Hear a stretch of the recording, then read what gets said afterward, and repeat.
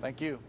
Former homicide detective Mark Furman spent time on the ground in Orlando, Florida, investigating the disappearance of little Caylee. Mark joins us by phone. Mark, I guess the most curious thing today are these phone calls. What, whether or not Caylee indeed, whether there was a phone call that Casey had with the babysitter and Caylee was in the background or not. You've gone over these phone records. What can you tell us? Well, I can tell you this. When I sat with the brother Lee, he said that they didn't have any phone records from July 8th forward, but he said that's not much of concern to them or the family because they're concerned with the area between June 16th to about the 27th when the car was left at the check cashing facility parking lot. So they don't even have the records for that period, so I don't know how they can claim this. And the only records they have are the phone records from Casey Anthony's cell phone. They don't have any hardline records from where she was living or any other cell phone. So the records were cut off because her bill was not paid, which was to the tune of $724. So those records are now not accessible even to Casey Anthony, only by search warrant. Are you able to, did you have any information about the relationship that Casey might have? Because I know you've spoken to members of the family, but the current situation between Casey and her grandparents or her brother? Well, I can tell you this. I think the brother is the closest to Casey, and maybe that might be because of age, but he seems to be the one that would be the best chance of getting Casey to actually come clean with just exactly what she knows. But I can tell you this. While I was still on the ground in Orlando, I talked to one of the immediate neighbors that is within earshot of the Anthony house, and he said that Casey Anthony had one hell of a temper, and he heard her swearing at her mother several times, so loud that he could hear it from his house, and that he would never talk to his parents that way. And he said even Father's Day weekend that was going on. So whether that's true or not, it's something that he's observed and heard on repeated times. We've never heard that before, and so that's interesting all into itself. Did the parents, or the grandparents, did they say anything to corroborate that, or Lee or anyone say anything that would tend to corroborate the neighbor's statement? No, exactly the opposite. In fact, I asked Cindy, Anthony, and George if there was a fight that they had with Casey that weekend or any time close to the time when she took Caylee and left, and they absolutely said not.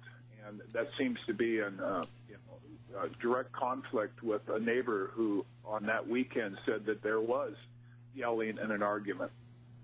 All right, Mark, thank you. Thanks, Greta.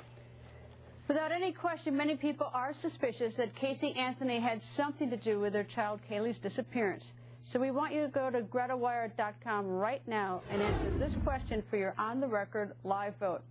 If Casey is tried in connection with the disappearance of her child Caylee, could you presume Casey innocent at the start of her trial? Yes or no? We will read the results at the end of the hour.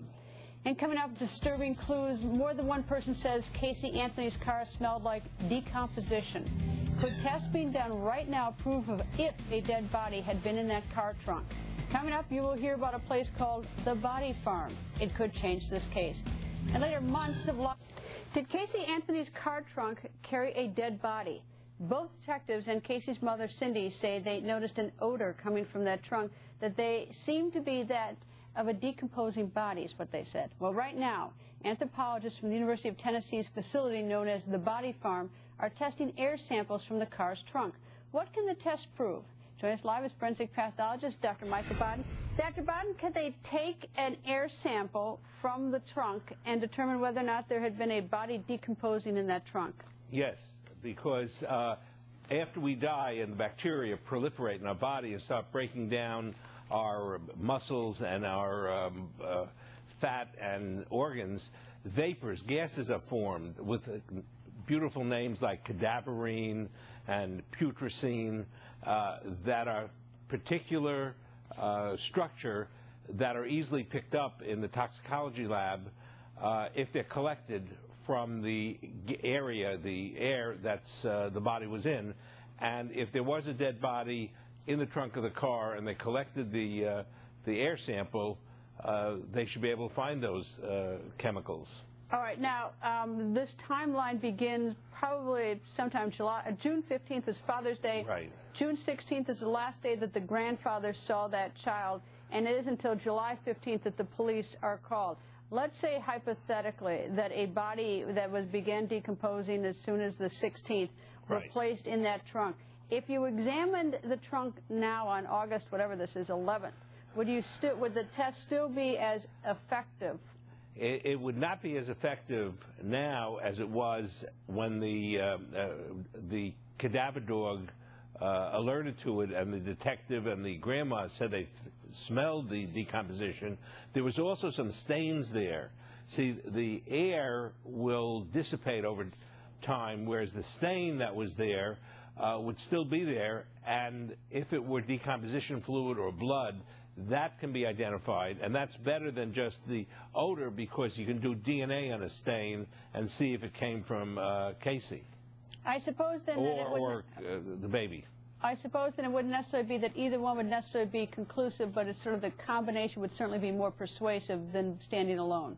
Yes, yes, and the stain could tell you DNA. The hair, remember there was hair there. The hair has DNA. Can also tell whether someone had been dead or not. That's right. The hair can tell you who the daddy is, as well as the baby, and also whether it came from a dead person or a living person. All right, Dr. Bond. Thank you, sir. Thanks, Greta. Coming up, hours ago, a court makes a big decision about Casey Anthony's fate. Is she going home soon? Your legal panel is here. And later, Senator Obama is angry.